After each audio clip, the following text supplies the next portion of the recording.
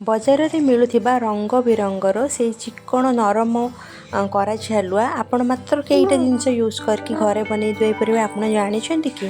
तो hello friends, welcome back to my channel Odia kitchen रू।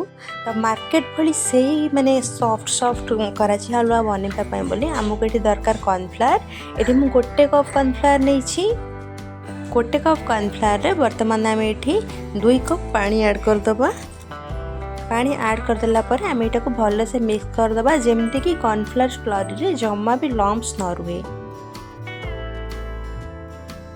तापर आम गोटे पैन नहीं जावा। पैन रे एठी मु गोटे कप चीनी नहीं, जो कप रे मु कॉर्नफ्लावर नहीं थी से कप रे एठी मु चीनी गोटे कप नहीं। तापर एठी 2 कप पानी देइछि। ध्यान रखंतु माने स्लरी बनैबा टाइम रे मु 2 कप पानी देइथिले आ एठी 2 कप पानी देइछि।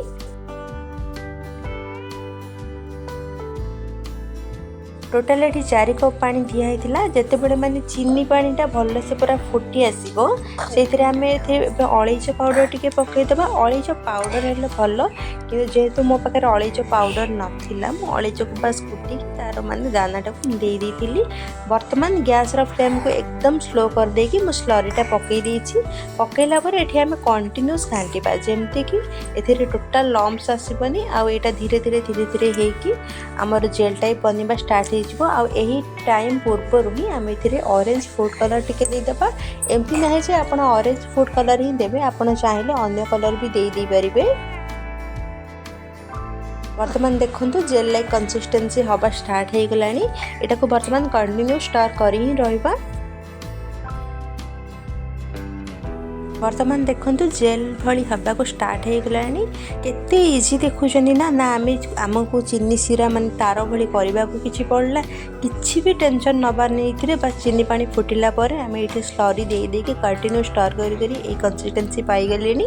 वर्तमान एथिरे मु किछि काजू देइछि आ एथिरे 2 ରୁ 4 चामच घिओ लागिबो, जोटा कि आम अल्प अल्प करके दबा आ कंटिन्यू स्टर करी जिबा। देखंतु एठी मु 1 स्पून घिओ देइथिली। तापर एठी मु पुणी घांटिबा आरंभ कर देइछि।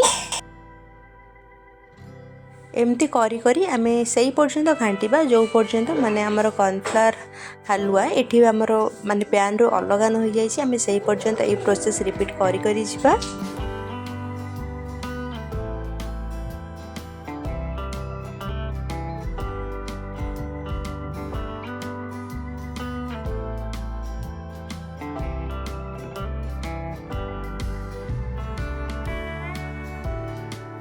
वर्तमान देखंतु हलवा हमर ऑलमोस्ट माने पैन छाड़ी सारलानी।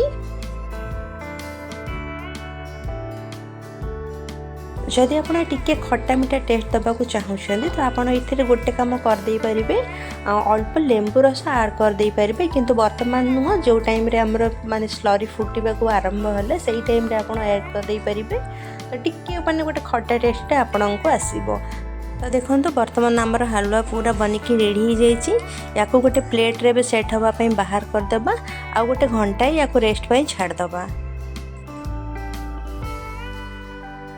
आमर हलवा पूरा सेट हो जाइए से गोटे प्लेट को उल्टे दूसरी। देखु केते इजी थिला बनैबा देखिले ना, आ बहुत सॉफ्ट बनी थिला। आपण माने भी थरे निश्चय ट्राई करिवे।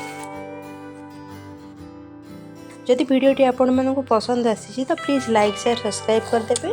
आ जदि फेसबुक पेज रो देखुछंती फॉलो करने को जमारू भूलिबेनी। पुणी देखा नेक्स्ट वीडियो रे किसी गोटे नुआ रेसिपी सह। से पर्यंत रहुछि। जय जगन्नाथ।